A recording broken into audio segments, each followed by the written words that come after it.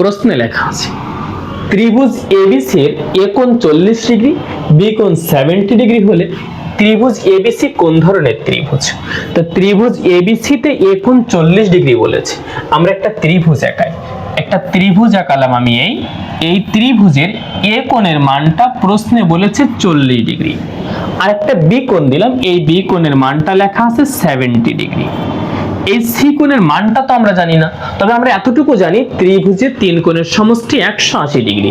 তাহলে যদি সেই 180 থেকে এই দুটি কোণ চলে যায় 40 আর 70 110, তাহলে নিঃসন্দেহে বাকি কোণটা কিন্তু 70 ডিগ্রি।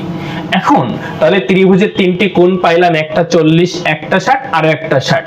যদি ত্রিভুজের দুটি কোণ সমান হয়, ওই যে দুটি বাহু দ্বারা উৎপন্ন হয়েছে সেই বাহু দুটি সমান হয়ে যায়, তাহলে এই বাহুটার মান যা হবে এই বাহুটার মান তাই। আমরা জানি কোন ত্রিভুজের দুটি বাহুর মান যদি সমান হয় তখন তাকে বলে সমদ্বিবাহু ত্রিভুজ। আর সমদ্বিবাহু ত্রিভুজ তাহলে আমরা এটাকে বলতে পারি এটা একটি সমদ্বিবাহু ত্রিভুজ। তাহলে বাকি যে অপশনগুলো লেখা আছে সেগুলো একটু দেখি তারা কি ছিল। সমকোণ কারা? যে ত্রিভুজের একটি কোণ 90 ডিগ্রির সমান, এই কোণটা 90 ডিগ্রি হলে তাকে সমকোণী ত্রিভুজ বলে। স্থূলকোণী ত্রিভুজ কাকে বলে? যে ত্রিভুজের একটি কোণের পরিমাণ 90 ডিগ্রির বেশি তাকে স্থূলকোণী ত্রিভুজ বলে।